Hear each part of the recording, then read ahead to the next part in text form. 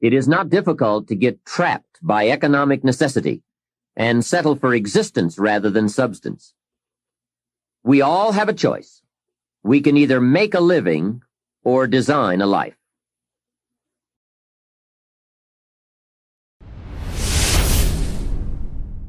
We are all affected by 5 factors. The first is environment. The second is events. The third is knowledge. The fourth is results. And the fifth, and often overlooked factor that affects our lives is our view of the future. Our dreams. Of all these 5 influences, make sure your dreams are the greatest influence on your daily decisions and activities. Put another way, make sure that the greatest pull on you is the pull of the future. For your dreams to greatly influence you, for the future to pull you, your future must be well planned. There are 2 ways to face the future. One is with apprehension, the other with anticipation. Guess how many people face the future with apprehension? Why? They don't have it well designed. And without really thinking about it, they have probably bought someone else's view of how to live. You will face the future with anticipation when you have planned a future you can get excited about. When you have designed your future results in advance. In this way, the future will capture your imagination. It will exert an enormous influence on you. And to design your future, you must have goals. Well-defined goals are like a magnet. They pull you in their direction. And the better you have defined them, the better you have described them, the harder you work on them, the stronger they pull. And they pull you through all kinds of difficulties too. Without goals, it is easy to let life deteriorate to the point where you're just making a living. It is not difficult to get trapped by economic necessity and settle for existence rather than substance. We all have a choice. We can either make a living or design a life.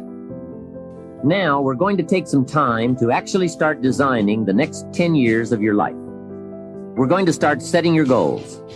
Goal setting is one of the most important skills to develop if you want to design your future.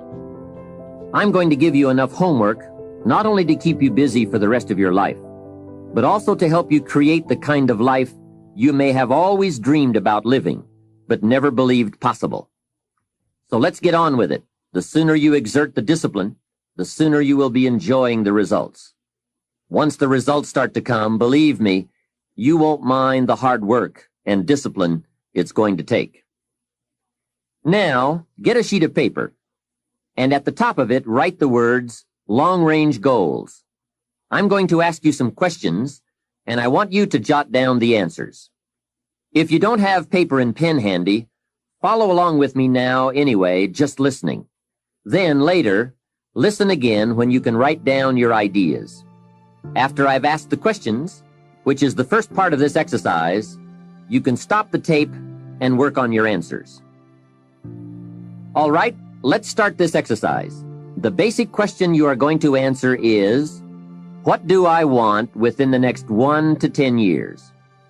I want you to take about 12 to 15 minutes and make a list of at least 50 things you want within the next 1 to 10 years. These are long-range goals. To help you get started with your list, consider these questions. What do I want to do? What do I want to see? What do I want to be? What do I want to have? Where do I want to go? And what would I like to share? Now, with these thought starter questions in mind, answer the basic question. What do I want within the next 1 to 10 years? See how many things you can write down. At this point, don't take the time to describe in detail everything you want. This is the time for you to let your thoughts pour, to write fast and to abbreviate. For example, if you just write down 380, you'll know what that means. You don't have to describe the color and the interior of the car. You'll do that later in this exercise.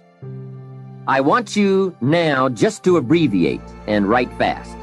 Make the list as long as you possibly can. Try to write down at least 50 items. 50 things you want within the next 1 to 10 years. These are long-range goals. Spend about 12 to 15 minutes on this. After you've completed your list, you're ready for the next part of the exercise. Go through your list, and next to the things you think you can accomplish or acquire a year from now, write a number 1. Next to the things you think it will take 3 years to realize, write a 3. Next to the things it will take 5 years to accomplish, write a 5. And next to the things it will take 10 years to accomplish, write a 10. Go through this list now to the best of your ability and say, that looks like it will take me about a year, or 3 years, or 5 years, or 10 years. Some big goals might be out there 10 years from now. Once you complete this part of the exercise, you might come to the conclusion that you need a lot more 3-year goals and less 1-year goals, for example, or that you need more 10-year goals. You see, while you're working on one goal, you must have something else in the planning stages. If you don't, what happened to some of the early Apollo astronauts could happen to you. After they came back from the moon, some of those astronauts experienced deep psychological and emotional problems. And the reason for that? Why, after you've been to the moon, now where do you go? That seemed to be the end, the finish. What later astronauts did was to make sure that they had major projects lined up after they returned from the moon trip. The way you enjoy life best is to wrap up one goal and start right on the next one. Don't linger too long at the table of success. The only way to enjoy another meal is to get hungry.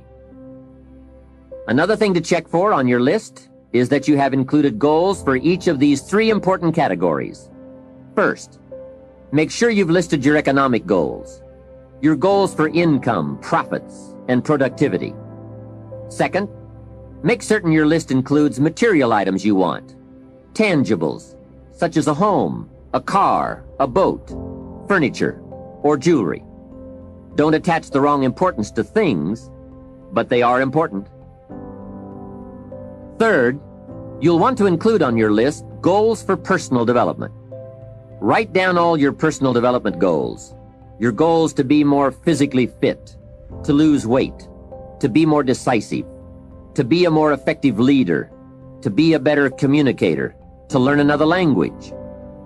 Of course, there are other types of goals to consider: family goals, social goals, lifestyle goals. This is pretty heavy homework, but remember, whether or not you do your homework shows up in the marketplace as well as in the classroom.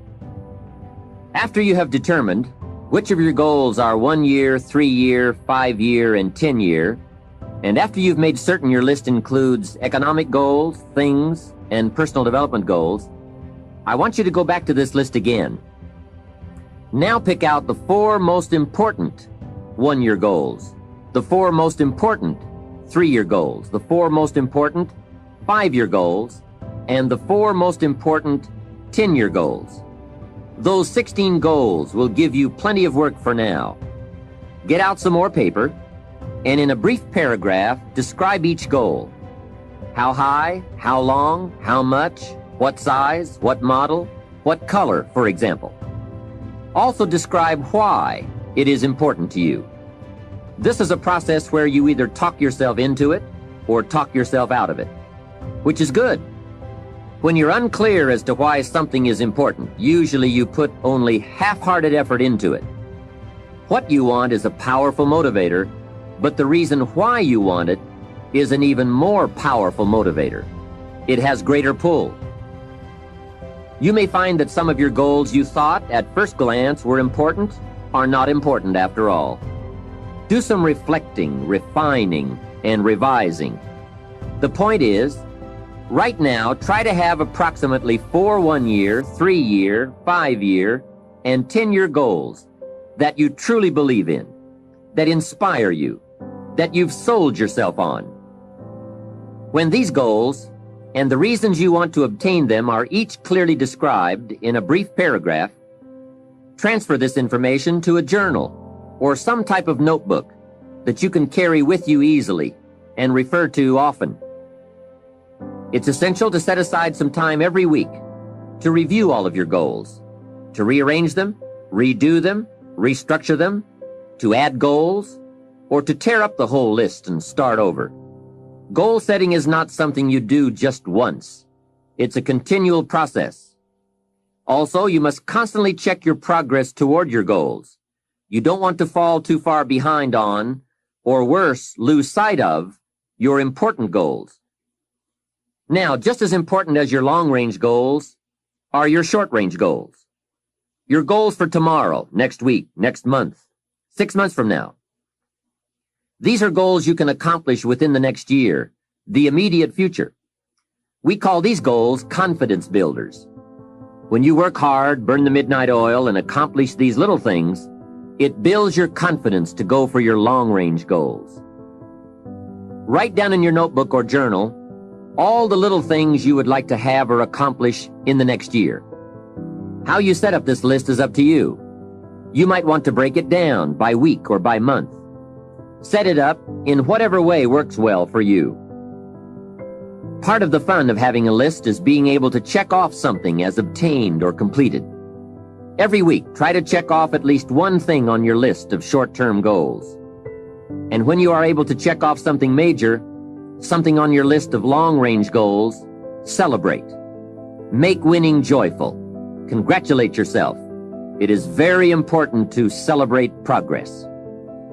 We grow from two experiences. One is the joy of winning, and the other is the pain of losing. Here's what that also means. Make losing painful. Put it on yourself. If you set something up, fooled around, didn't pull it off, put it on yourself. And get around people who will help in this area. Hey, don't join an easy crowd. Go where the expectations are high, where the pressure to perform is high. It's how we grow. Here's a most important question to spend some time answering. What kind of person will I have to become to get all I want? Write down a few thoughts on that. Write down some skills you'll have to develop, for example, and some of the things you're going to have to learn. Just spend a little time writing a few sentences on this. What kind of person will I have to become to get all I want? The answer to this will give you some personal development goals. Remember that income does not far exceed personal development. All of us have to do this kind of self-examination.